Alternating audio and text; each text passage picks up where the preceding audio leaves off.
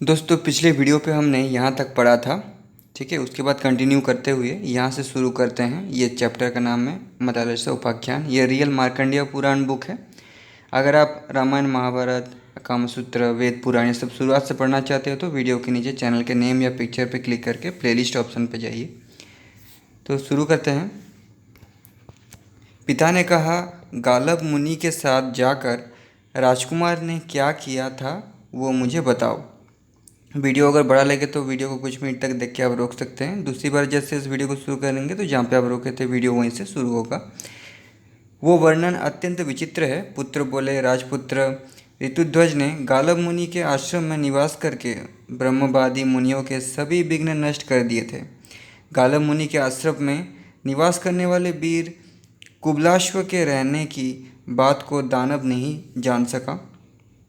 इसलिए वो शुकर का रूप धारण करके संध्यापसना में लीन गालब मुनि के शरीर से अपना शरीर रगड़ने लगा। उस समय मुनि शिष्यों ने उच्च स्वर में चित्कार किया। तब उस अश्व पर चढ़कर राजपुत्र ने भी अर्धचंद्राकार चाप से उस पर प्रहार किया। उस बाण से आहत हुआ दैत्य आत्मरक्षा के लिए पर्वत और महावन में घूमने लगा। वो वेगवान अश्व भी राजकुमार की प्रेरणा से उसका पीछा करने लगा। फिर वो 1000 योजन लांघ कर पृथ्वी के गर्भ में स्थित एक विशाल गर्त में गिर पड़ा। उसका पीछा करते हुए अश्वारोही राजकुमार भी उस घोर अंधकारपूर्ण गर्त में जा गिरे। उस समय राजपुत्र को वो शुकर दिखाई ना दिया, और जब वो प्रकाशमय पाताल में प्रविष्ट हुए तब भी उन्हें वो दैत्य दिखाई ना पड़ा। उस समय वहाँ उन्होंने सैकड़ों स्वर्णिम भवनों से युक्त परकोटे वाले अमरावती के समान अत्यंत शोभायमान एक नगरी देखी। उसमें प्रविष्ट होने पर उन्हें वहाँ एक भी मनुष्य दिखाई ना दिया, परंतु शीघ्रतापूर्वक इधर उधर घूमती हुई एक स्त्री को उन्होंने देखा। राजकुमार ने उससे पूछा, तुम किसकी भेजी हुई किसके पास जा रही हो? परंतु उस स्त्री ने कुछ उत्तर ना दिया और वो वेगपूर्वक एक भवन पर चढ़ गई। राजकुमार ने भी अश्व को एक स्थान पर बांध दिया और उस स्त्री का पीछा करने के लिए उसी भवन पर चढ़ गए। वहां पहुंचकर उन्होंने देखा कि रति के समान साक्षात चंद्रमुखी परम सुंदरी एक नारी स्वर्ण निर्मित यानी सोने के बने हुए एक पर्यंक यानी बैठने की जगह पर पर्यंक कर लेट रही है। वो काड़गी नील पद्म के समान नयन वाली है, मतलब उसकी आंखें कमल के समान है। उसके नख यानी नाखून लाल रंग के, कुछ ऊंचे, देह कोमल, नवीनावस्था, हाथ पांव के तलुए लाल रंग के, दोनों उरु गजझुंड के समान सुंदर दंतावली और अलके नील वर्ण की थी। कोमलता के समान उस सर्वांग सुंदरी रमणी को देखकर राजपुत्र ने उसे पाताल की अधिष्ठात्री समझा। उस रमणी ने भी घुंघराले केश, वक्षस्थल, पुष्टकंद और लंबे बाहु वाले राजकुमार को देखकर सोचा कि वो रतिपति अनंग है। तब वो अत्यंत भाग्यशालिनी रमणी सहसा क्षुभित होकर उठी और लज्जा, विनय और दीनता के वश में होकर विचार करने लगी, ये देवता, यक्ष, गंधर्व, नाग, विद्याधर अथवा कोई गुणवान मनुष्य है जो यहाँ आया है।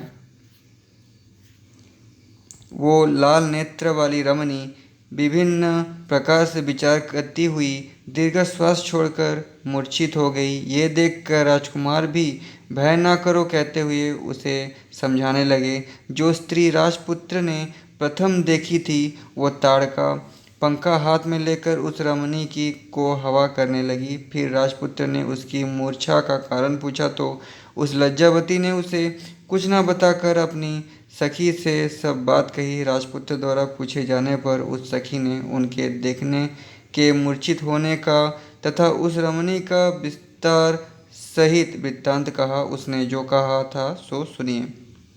सखी बोली, एक विश्वावसु नामक विख्यात गंधर्वराज स्वर्ग में रहते हैं। ये मदालसा नाम वाली उन्हीं की कन्या हैं। एक दिन यह उद्यान में क्रीड़ारत थी। वज्र केतु दानव का पुत्र पाताल केतु अपनी तामसी माया के द्वारा इसे हरण कर लाया और आगामी त्रयोदशी को इसके साथ विवाह करेगा, परंतु वो इस सुंदर सौंदर्यमयी के लिए योग्य पात्र नहीं है। ये कल जिस समय आत्मघात हेतु तत्पर हुई थी, तभी सुरभि ने कहा कि ये दानव तुम्हें नहीं पा सकेगा। जो पुरुष मर्त्यलोक से आकर बाणों से इसे मारेगा वही तुम्हारा स्वामी होगा। मैं विद्यावान की मनस्विनी पुत्री तथा वीर पुष्करमाली की भार्या हूँ। मेरे पति की मृत्यु शुंभ के द्वारा हुई थी। शुंभ निशुंभ की कहानी जो नारद जी ने युधिष्ठिर को सुनाया था।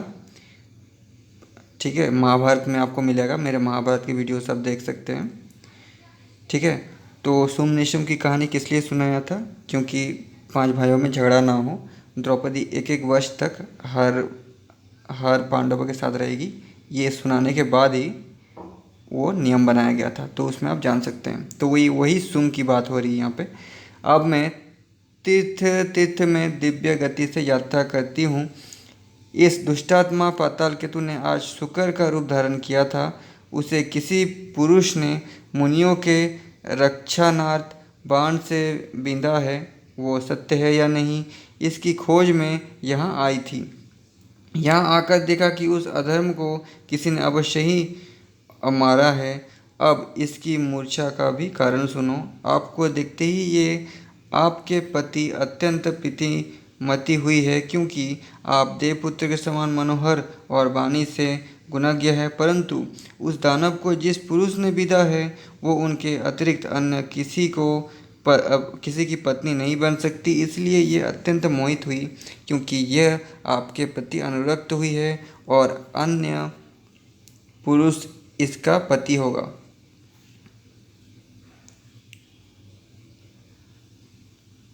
इसीलिए इसे जीवन प्रयत्न दुखी भोगना होगा, क्योंकि सुरभि का वचन कभी मिथ्या नहीं होता। इसलिए जीवन प्रयत्न दुख भोगेगी। मैं दुखित चित्त से इसके स्नेह वश ही यहाँ आई हूँ, क्योंकि मैं इसके और अपने देह में पृथकत्व नहीं मानती। यदि इसे अपनी इच्छानुसार पति मिल जाए तो मैं स्वस्थ मन से तप करूं। हे महामते, तुम कौन हो? यहाँ क्यों आए हो? क्या तुम देवता, दैत्य, गंधर्व, नाग या उरग हो? क्योंकि मनुष्य का तो शरीर ही ऐसा नहीं होता जिसमें वो आ सके। इसलिए जैसे मैंने अपना सब वृत्तांत सुनाया है, वैसे ही तुम भी अपना संपूर्ण वृत्तांत सत्य सत्य सुनाओ। कुबलाश्व बोले, तुमने पूछा है कि तुम कौन हो और यहाँ क्यों आए हो? वो सब मैं तुम्हें बताता हूँ, सुनो। मैं राजा शत्रुजीत का पुत्र हूँ और अपने पिता की प्रेरणा से मुनियों के रक्षणार्थ कालब मुनि के आश्रम में रहकर मुनियों की रक्षा करता था। उसी समय एक शुकर उनके कर्म में विघ्न उपस्थित करने को वहाँ आया और मैंने उसे अर्धचंद्र बाण से बीन दिया है।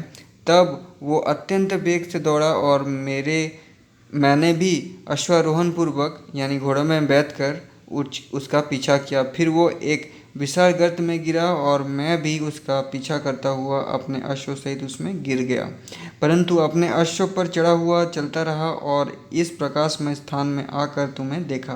तुमसे पूछने पर तुमने कोई उत्तर नहीं दिया, तब मैं तुम्हारे पीछे इस भवन में चला आया। ये मैंने सत्य ही कहा है। मैं देव, दानव, पनक, गंधर्व अथवा किन्नर में से कोई भी नहीं हूँ। मैं मनुष्य हूँ। देवता इत्यादि तो सभी मेरे पूज्य हैं। तुम मेरे मनुष्य होने में किसी प्रकार का संदेह मत करो। पुत्रों ने कहा है पिता। तब वो कन्या मदालसा अत्यंत हर्षित होकर लज्जा से मौन हुई, सखी की ओर देखने लगी। तब सखी ने अत्यंत प्रसन्न होकर मदालसा से कहा, हे सखी, तू सुरभि के वचन में तत्पर है। इन्होंने यथार्थ वृत्तांत कहा है। फिर वो राजकुमार से बोली। कुंडला ने कहा, हे वीर, आपने जो कुछ कहा है वो सत्य न होता तो ये आपके दर्शन मात्र से ही अपने हृदय में स्थिरता को क्यों प्राप्त होती? क्योंकि चंद्रमा को ही अधिक कांति और सूर्य को ही अधिक प्रभाव प्राप्त है। ऐश्वर्य पुरुष को धन्य करता है।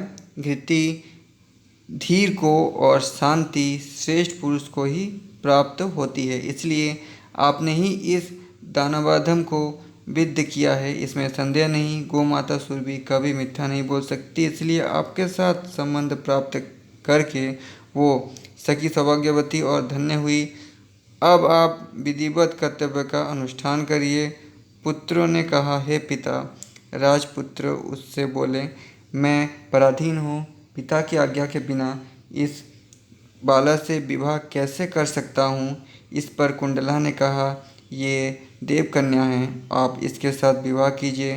तब राजपुत्र ने स्वीकृति दी और विवाह के लिए तत्पर हुए। उस समय मदरसा ने अपने कुलगुरु तुम्बुरु का स्मरण किया। तभी तुम्बुरु मिधा और कुशा लेकर वहां आए और घी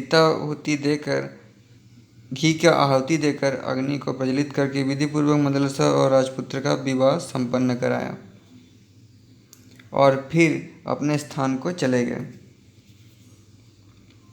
वो अपने आश्रम में तप करने के लिए जब चले गए, तब कुंडला ने मदलसा से कहा कि अब मैं कृतार्थ हो गई। हे रूपवती, तुझे इनके साथ मिली देखकर मुझे अत्यंत प्रसन्नता हुई। अब मैं निर्विकार मन से तपस्या करूंगी। अब मुझे फिर इस प्रकार ना रहना पड़े, इसलिए तीर्थ जल से स्नान कर पाप रहित होंगी। फिर उसने राजकुमार से नम्रतापूर्वक कहा। इच्छित स्थान में जाने को तत्पर अपनी सखी के स्नेह से व्याकुल कुंडला ने कहा, हे अत्यंत बुद्धिमान, आपके समान पुरुष को ज्ञानी भी उपदेश देने में समर्थ नहीं है। मैं तो स्त्री हूँ, आपको उपदेश नहीं देती, फिर भी मेरा मन अपनी सखी के स्नेह में आकर्षित है। हे शत्रुनाशक, आप पर विश्वास करते हुए मैं आपको याद दिलाती हूँ कि पति को पत्नी की सदैव रक्षा करनी चाहिए।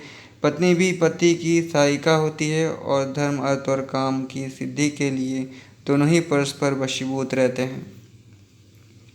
तभी धर्म, अर्थ और काम की सिद्धि संभव है। ये तीनों धर्म पत्नी में समाहित होने से जैसे पत्नी के बिना कभी धर्म, अर्थ प्राप्त करने में समर्थ नहीं होता, वैसे ही धर्मादि के साधन में पति के बिना पत्नी भी समर्थ नहीं होती, क्योंकि धर्म, अर्थ और काम पति पत्नी दोनों के आश्रित है। हे राजकुमार, देवता, पितर, भृत्य और अतिथियों का सत्कार ना हो तो धर्माचरण नहीं हो सकता, तथा पुरुष द्वारा अनायास उपार्जित धन भी गृह लाने पर यदि पत्नी ना हो अथवा कुभार्य हो तो सब नष्ट हो जाता है। पत्नी के बिना ना होने वाला ये कार्य तो प्रत्यक्ष ही है। यदि स्त्री पुरुष दोनों ही समान धर्म को पाले तभी अर्थ काम में समर्थ होते हैं। साध्वी पत्नी को प्राप्त करके पुत्र उत्पादन द्वारा पितरों को तथा अन्नादि से अतिथियों को और पूजन द्वारा देवताओं को प्रसन्न करने में समर्थ होते हैं। स्वामी के बिना नारी को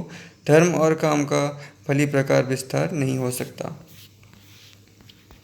ये त्रिवर्ग दोनों में ही आश्रित हैं, यही मेरा कहना है। अब मुझे आज्ञा दीजिए जिससे मैं अपने इच्छित स्थान को चली जाऊं। मेरा आशीर्वाद है कि आप इससे युक्त होकर धन, पुत्र, आयु और सुख से वृद्धि को प्राप्त हो। नागपुत्र ने कहा। इस प्रकार कहते हुए कुंडला अपनी सखी को आलिंगन और राजकुमार को नमस्कार करके दिव्य गति से अपने इच्छित स्थान को गई और ऋतुध्वज ने मदलसा को अश्व पर चढ़ाकर जैसे ही पाताल में निकालना चाहा, वैसे ही दानवों को उसका पता लग गया कि स्वर्ग से जिस कन्या को पाताल केतु लाया था उसे वो हरण किए ले जा रहा है। ये कहते हुए दानव चित्कार करने लगे और पाताल केतु के साथ मिलकर दानव सेना परिख, खड़ग, गदा, शूल, बाण इत्यादि आयुधों को ग्रहण कर ठहरो ठहरो कहते हुए राजकुमार पर शस्त्र वर्षा करने लगे, यानी हमला करने लगे। तब शत्रुजीत के अत्यंत बली पुत्र से अपनी बाणी से उनके सब शस्त्र बाण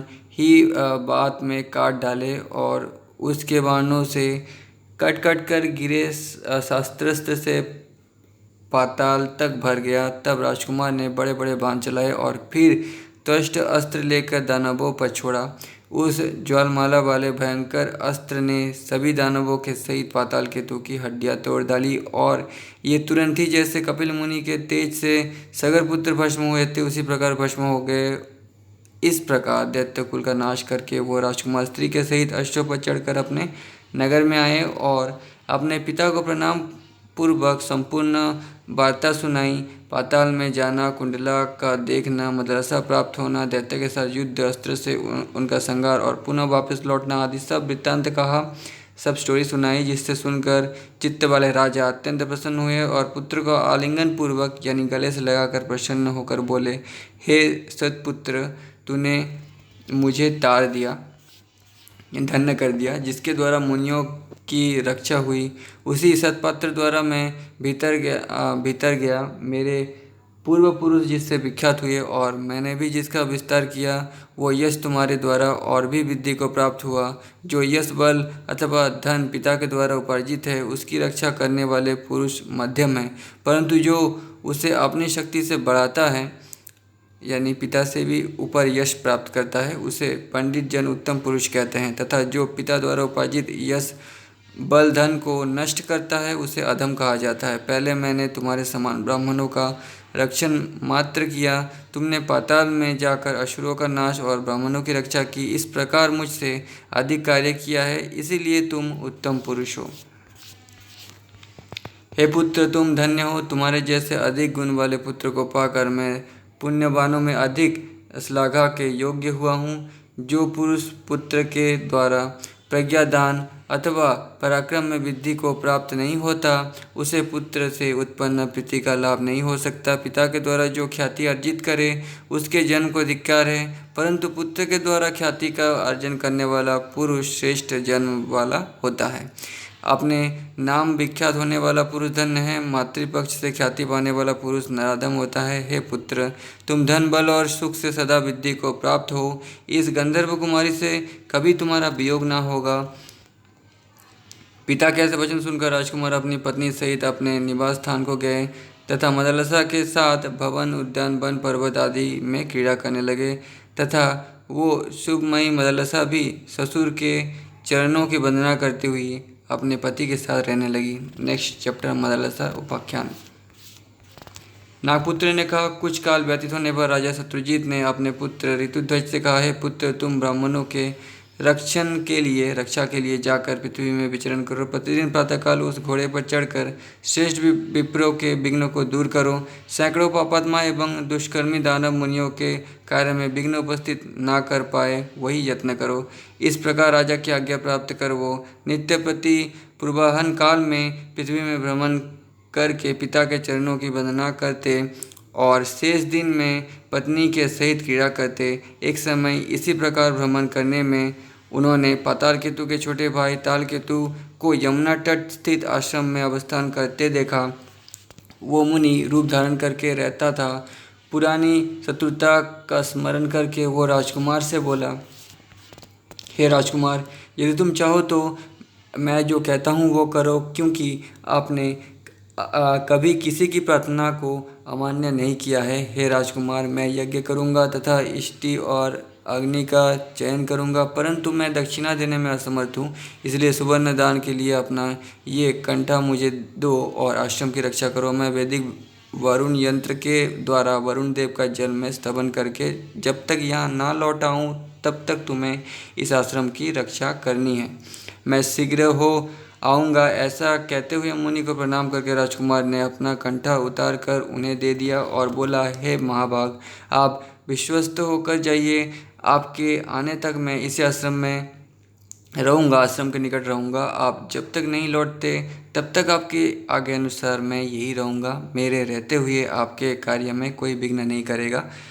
हे मुनिवर, आप शंका रहित मन से जाकर इच्छित कर्म का संपादन कीजिए। राजपुत्र के ये वचन सुनकर वो माया मुनि तालकेतु नदी के जल में मग्न हो गए।